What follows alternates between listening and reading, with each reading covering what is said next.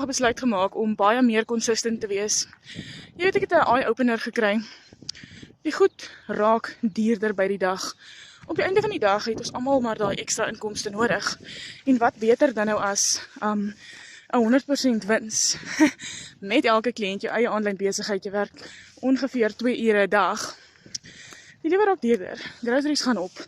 En dit voel my, kom ons sê nou maar jou salaris gaan vir 'n jaar met ongeveer R500 op. Jy weet, met alles wat al so opgaan, groceries, petrol, water, 'n mens hou eenvoudig net nie by nie.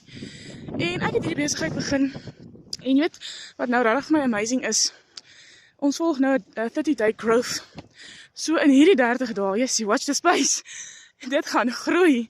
Dit beteken ook dat ons soos elke dag coaching kry. En dit alles wat ek vir julle noem is verniet wat ons kry. Ja, jy het 'n fooi om jou besigheid te koop.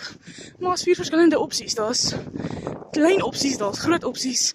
Whatever your heart desires.